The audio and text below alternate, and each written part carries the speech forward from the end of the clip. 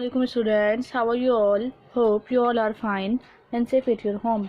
Let me introduce myself. I am your physics teacher and this is your physics book. So students, now today we are going to study unit number 2, measurement. It is a continuing lecture of this chapter. So students, let's start today's topic, which is about significant figures. So students, significant figures क्या होता है students के किसी भी instrument से जब हम कोई भी मेजरमेंट ले रहे होते हैं तो हमें ये नहीं पता होता 100% के वो इंस्ट्रूमेंट से जो हम मेजरमेंट ले रहे हैं वो मेजरमेंट बिल्कुल सही है या नहीं है। तो हमें नहीं पता होता कि जिस इंस्ट्रूमेंट से हम मेजरमेंट ले रहे हैं वो इंस्ट्रूमेंट जो है वो सही है कि नहीं है, वो हमें बिल्कुल परफेक्ट वैल्यू जो है वो दे रहा है कि नहीं दे रहा। ठीक, तो उसके लिए आपके पास क्या है, the accuracy in a measuring physical quantities depend upon various factor. तो किसी भी इंस्ट्रूमेंट से किसी भी चीज़ की मेजरमेंट लेने के लिए ज़रूरी होता है कि 3 चीज़ें बहुत ज़्यादा ज़रूरी होती हैं। यानी कि किसी भी हमने लिखा है the accuracy in measuring a physical quantity depends upon various factor, कि किसी भी फिजिकल क्वांटिटी वाले इंस्ट्रूमेंट से अगर हम उस किसी चीज़ की मेजरमेंट लें तो उसके लिए 3 फैक्टर बहुत ज़्यादा ज़रूरी होने चाहिए। मतलब क्वालिटी ऑफ इंस्ट्रूमेंट, जैसे किसी भी चीज़ से हम जो है ऑब्जर्वेशन हासिल कर रहे हैं, उससे हम रीडिंग निकाल रहे हैं, तो उस इंस्ट्रूमेंट की जो क्वालिटी है वो बहुत ज़्यादा अच्छी होनी चाहिए, वो अच्छी क्वालिटी का होनी चाहिए। ठीक, जब अच्छी क्वालिटी का होगा तो हमें परफेक्ट रीडिंग जो है वो दे सकता है। नेक्स्ट का आपके पास स्किल्स ऑब्जर्वर, यानी कि जो उससे ऑब्जर्वेशन हासिल कर रहा है, जो उससे रीडिंग ले रहा है, उसके अंदर इतनी स्किल्स होनी चाहिए कि वो उससे ऑब्जर्वेशन ले सके। मिसाल के तौर पे अगर हम किसी चीज़ से जो है किसी भी, जैसे मीटर रूल है, मीटर रूल से हम मीटर स्केल से किसी भी चीज़ की लेंथ को मेजर कर रहे हैं, तो हम अगर लेफ्ट हैंड साइड से उस चीज़ को मेजर करेंगे तो हमें एक्यूरेट रीडिंग वो नहीं दे पाएगा। अगर हम राइट हैंड साइड से करेंगे तो भी हम एक्यूरेट रीडिंग नहीं ले पाएंगे। हमें बिल्कुल जहाँ पर वो स्केल है बिल्कुल उसके सामने, यानी कि बिल्कुल जिस चीज़ से भी हम ऑब्जर्वेशन ले रहे होते हैं, जिस चीज़ से भी हम रीडिंग हासिल कर रहे होते हैं, हमें भी अपने आई कॉन्टैक्ट जो है बिल्कुल उसके सामने रखना चाहिए। ठीक, अगर हमें ये पता होगा उस ऑब्जर्वर के अंदर इतनी स्किल्स होंगी तो वो बिल्कुल एक्यूरेट रीडिंग जो है वो उससे इंस्ट्रूमेंट से ले सकता है। नेक्स्ट है नंबर ऑफ ऑब्जर्वेशन, यानी कि आपको बार बार ऑब्जर्वेशन करनी चाहिए। जैसे मिसाल के तौर पे एक स्टूडेंट है जिसे वो मीटर रूल से यानी कि स्केल से किसी चीज़ की लेंथ को मेजर कर रहा है। उसने एक स्केल की लेंथ, एक पेन है उसकी लेंथ को मेजर करा, फर्स्ट टाइम उसकी रीडिंग आई 6 सेंटीमीटर। नेक्स्ट उसने किया तो उसकी रीडिंग जो है आई 7 सेंटीमीटर। फिर दोबारा उसने जो है रीडिंग ली तो उसकी रीडिंग जो है वो 7 सेंटीमीटर आई। ठीक, तो अगर उसने क्या की, नंबर ऑफ ऑब्जर्वेशन की, अगर वो नंबर ऑफ ऑब्जर्वेशन नहीं करता, वो फर्स्ट टाइम में ही लिख देता कि इसकी जो लेंथ है वो कितनी है 7 सेंटीमीटर, तो ये आपकी रीडिंग क्या हो जाती है, गलत हो जाती है।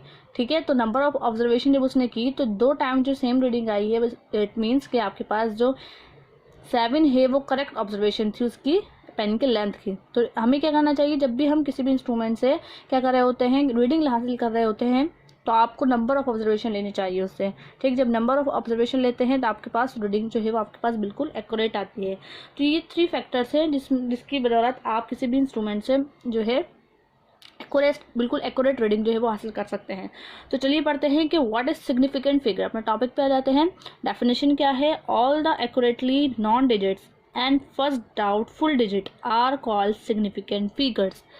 क्या कह रहे हैं कि किसी स्टूडेंट्स आप यहाँ पर देखें, हमने कहा है कि all the accurately known digits and first doubtful digits are called significant figures. For example हमने कुछ वैल्यू ली है, हमने लिया है 1.8, यानी कि एक स्टूडेंट है उसने किसी भी चीज़ की लेंथ को, एक बुक की लेंथ को मेजर किया, जो पेन की लेंथ को मेजर किया, उसकी लेंथ की जो वैल्यू है वो कितनी आई, 1.5 मीटर आई। क्या आई, 1.5 मीटर।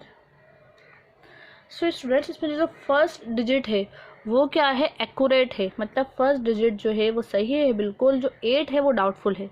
मतलब इसकी रीडिंग जो है वो कह रहा है कि उसने फर्स्ट टाइम जब रीडिंग ली 1.8 आई, सेकंड टाइम जब रीडिंग लेगा, ठीक, तो इस वैल्यू में से आप समटाइम्स हो सकता है कि 1.8 आई है, जब वो नेक्स्ट टाइम ले तो 1.9 है, जब वो उससे थर्ड टाइम ले तो क्या पता दोबारा 1.8 आ जाए। तो आपके पास आपको अभी कंफर्म नहीं है कि रीडिंग जो है वो सही क्या है। तो इसमें जो आपके पास जो पहला नंबर होगा वो कहलाएगा एक्यूरेटली नॉन डिजिट, मतलब वो वैल्यू जो है वो सही है। और 8 क्या है, वो डाउटफुल डिजिट है, मतलब उसका डाउट है कि वो 8 भी हो सकता है, वो 9 भी हो सकता है। ठीक। तो इन दोनों को मिला के आपके पास ऐसा नंबर जिसमें एक एक्यूरेटली डिजिट्स हो और एक जो है वो डाउटफुल डिजिट हो, तो आपके पास वो क्या कहलाता है, सिग्निफिकेंट फिगर। तो आप अगर इस वैल्यू के अंदर आपको बोलें कि आप इसमें बताएं सिग्निफिकेंट फिगर्स कितने हैं, तो उसके अंदर 2 सिग्निफिकेंट फिगर्स हैं, एक जो है वो एक्यूरेटली डिजिट है और दूसरा जो है वो डाउटफुल डिजिट है। तो उसके अंदर total number of significant figures कितने हैं स्टूडेंट्स, 2 है। नेक्स्ट आपके पास वैल्यू है 18.4। अब अगर आप इसके अंदर देखें तो इसके अंदर 18 जो है वो एक्यूरेटली डिजिट है और जो 4 है वो डाउटफुल डिजिट है। आप यहाँ देखिए स्टूडेंट्स, मैंने यहाँ पर एक्यूरेटली नॉन डिजिट्स लिखा है, एस लिखा है, ठीक, और डाउटफुल डिजिट के आगे एस नहीं लिखा, वो खाली डिजिट लिखा है। तो यानी कि जो एक्यूरेटली नंबर होगा, डिजिट होगा, वो जो है वो एक से ज़्यादा भी हो सकते हैं, मगर जो डाउटफुल डिजिट है वो हमेशा एक ही होगा, ठीक। तो आपके पास इसके अंदर है ये जो 18 है वो एक्यूरेटली डिजिट है और 4 जो है वो डाउटफुल डिजिट है। मतलब 4 में हमें कन्फ्यूजन है कि मे बी 18.4 भी हो सकती है, 18.5 भी हो सकती है, 18.6 भी हो सकती है। तो ये 4 डाउटफुल है मगर 18 एक्यूरेटली डिजिट है। तो इसके अंदर अगर हमें बोलें कि सिग्निफिकेंट फिगर्स बताएं कितने हैं, तो स्टूडेंट्स इसके अंदर टोटल सिग्निफिकेंट फिगर्स होंगे 3, क्योंकि नंबर कितने हैं 1, 2 एंड 3। सो इसके अंदर total number of significant figure जो है वो कितना आएंगे स्टूडेंट्स, 3। So right here 3। अब हम कुछ रूल्स डिस्कस कर लेते हैं जिसके बिना पर हम मुख्तलिफ वैल्यू को सिग्निफिकेंट फिगर्स में कन्वर्ट कर सकते हैं, उनका सिग्निफिकेंट फिगर जो है वो कैलकुलेट कर सकते हैं, ठीक है स्टूडेंट्स। तो कुछ यहाँ पर रूल्स हैं, rules to identify significant figures. तो पहला जो रूल है स्टूडेंट्स कि non zero digits are always significants, कि जब भी आपके पास कोई वैल्यू हो अगर उसमें नॉन ज़ीरो डिजिट है, मतलब ज़ीरो नहीं है, मिसाल के तौर पे 1, 2, 3, 5, 8, 9 सारे नॉन ज़ीरो डिजिट है, मतलब इनके अंदर ज़ीरो नहीं आ रहा। तो किसी भी वैल्यू के अंदर अगर ज़ीरो नहीं है और तमाम के तमाम नंबर्स हैं ज़ीरो के अलावा, तो तमाम सिग्निफिकेंट फिगर्स के अंदर काउंट होंगे, ठीक है। नेक्स्ट रूल है आपके पास, zero between 2 significant figures are also significant, कि अगर 2 नंबर के बीच के अंदर, अब हम ज़ीरो के रूल्स पढ़ेंगे कि अब हमने कहा है कि नॉन ज़ीरो डिजिट जो हैं वो सिग्निफिकेंट फिगर्स कहलाएंगे और ज़ीरो जो जिस वैल्यू के अंदर ज़ीरो होगा तो वो ज़ीरो क्या होगा, नॉन सिग्निफिकेंट। मगर कुछ ऐसे भी केसेस है जिसके अंदर ज़ीरो भी सिग्निफिकेंट फिगर के अंदर काउंट होता है, तो वो कैसा होता है, वो रूल्स हम आगे पढ़ रहे हैं कि zero between 2 significant figures are also significants, कि अगर 2 वैल्यू के दरमियान जो है वो आपके पास सिग्निफिकेंट 2 वैल्यू के दरमियान अगर बीच में ज़ीरो होगा तो वो भी आपके पास ऑलरेडी सिग्निफिकेंट होगा। जैसे यहाँ पर हमने वैल्यू ली है 5 तो ये 2 वैल्यू के दरमियान, मतलब 2 नंबर के दरमियान बीच में 2 ज़ीरो आ रहे हैं। तो अभी हमने बोला है कि 2 अगर नॉन ज़ीरो डिजिट के दरमियान बीच में ज़ीरो आ जाएंगे तो वो ज़ीरो भी सिग्निफिकेंट फिगर्स के अंदर काउंट होंगे।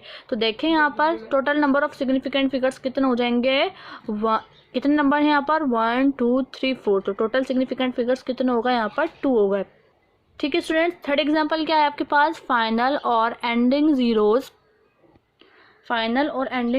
इन the right of the decimal fraction are also significant. देखें ये कह रहे हैं कि कोई भी वैल्यू है, ठीक है, और अगर राइट हैंड साइड पे ज़ीरो आ रहे हैं, राइट हैंड साइड पे क्या आ रहे हैं, ज़ीरो आ रहे हैं और आफ्टर डेसिमल यानी कि डेसिमल के बाद आ रहे हैं और राइट हैंड साइड पे आ रहे हैं, तो इस टाइम में इस सिचुएशन के अंदर उन ज़ीरो को भी हम सिग्निफिकेंट फिगर्स के अंदर काउंट करेंगे। जैसे हमने कहा था कि ज़ीरो जो है वो नॉन सिग्निफिकेंट होते हैं, उनको हम सिग्निफिकेंट फिगर्स के अंदर काउंट नहीं करते, मगर अगर आपके पास कोई ऐसी वैल्यू है जिसमें पॉइंट के बाद राइट हैंड साइड पे ज़ीरोज़ आ रहे हैं तो उनको भी हम सिग्निफिकेंट फिगर्स के अंदर काउंट करते हैं। तो यहाँ पर total number of significant figures कितने होने चाहिए स्टूडेंट्स, 1, 2, 3। इनको भी काउंट करना है क्योंकि ये डेसिमल के बाद राइट हैंड साइड पे आ रहे हैं, तो इनको भी हम सिग्निफिकेंट फिगर्स के अंदर काउंट करेंगे। तो टोटल सिग्निफिकेंट फिगर्स 3 ये और 2 ये कितने हो गए 5। तो इस वैल्यू में total number of significant figures कितने हैं, 5 हैं।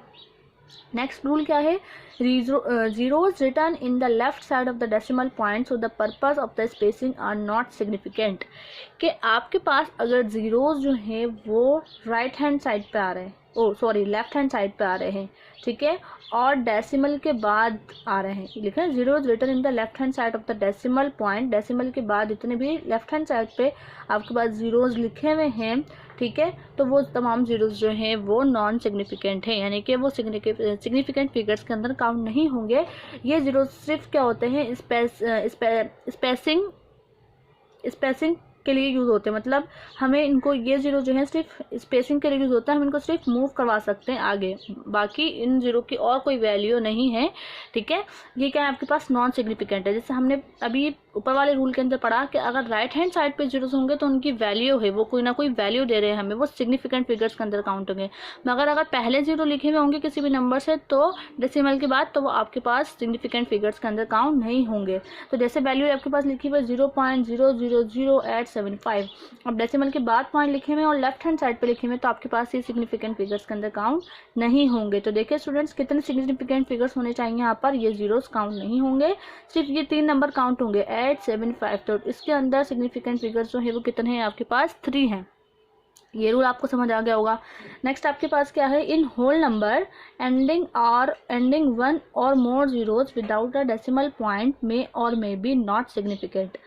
देखें आपके पास कह रहे हैं इन होल नंबर, यानी कि ऐसा कोई होल नंबर जिसके अंदर जीरो आ रहा हो, इसमें एंडिंग 1 और मोर जीरोस, जिसमें एंडिंग जीरोस जो हैं without a decimal point may or may be not a significant, यानी कि कोई ऐसी वैल्यू हो जिसमें डेसिमल भी नहीं है, ठीक है, और जीरोस भी आ रहे हैं, तो वो मे भी सिग्निफिकेंट हो सकते हैं और मे नॉट भी क्या हो सकते हैं आपके पास, सिग्निफिकेंट फिगर हो सकते हैं, ठीक है स्टूडेंट्स। इस वैल्यू के अंदर क्या कह रहे हैं वो, क्योंकि ऐसा होल नंबर जिसमें आखिर के अंदर जीरो आ रहे हैं राइट हैंड साइड पर है, मगर डेसिमल पॉइंट जो है ना कि पॉइंट जो है वो उसके अंदर नहीं है, तो ऐसी वैल्यू में भी सिग्निफिकेंट हो भी सकती है और नहीं भी हो सकती है। इस सिचुएशन में हम क्या करते हैं, उस नंबर को साइंटिफिक नोटेशन के अंदर कन्वर्ट कर देते हैं। स्टूडेंट्स आपको पता है साइंटिफिक नोटेशन क्या होता है, तो साइंटिफिक नोटेशन में ऐसे वैल्यूज में पॉइंट क्या होता है, यहाँ पर होता है, तो इसको हम 1 2 3 4 टाइम पीछे ले आए इस वैल्यू को, तो ये क्या हो जाएगी आपके पास। इस कंडीशन में हम क्या करते हैं, इसको साइंटिफिक नोटेशन के अंदर कन्वर्ट कर देते हैं। तो इसका साइंटिफिक नोटेशन क्या होगा, हम पॉइंट को कहाँ लिया है स्टूडेंट्स, 1 2 3 4 5 डिजिट पर है, तो 2.5 मल्टीप्लाई 10 की पावर 4, ठीक है। अब हम इसको आसानी से सिग्निफिकेंट फिगर्स में काउंट कर सकते हैं, ठीक है। कैसे कर सकते हैं कि सारे जीरो हैं, ये होंगे ही नहीं, और इसके अंदर सिग्निफिकेंट फिगर्स जो हैं वो कितने होंगे, 2 होंगे। So hopefully student you understand this topic. इंशाल्लाह स्टूडेंट्स नेक्स्ट वीडियो में जो है हम सिग्निफिकेंट फिगर से मुतालिक मज़ीद एग्जांपल्स को स्टडी करेंगे। सो स्टूडेंट्स इंशाल्लाह we will continue my lecture in my another video. Till then take care, अल्लाह हाफिज़।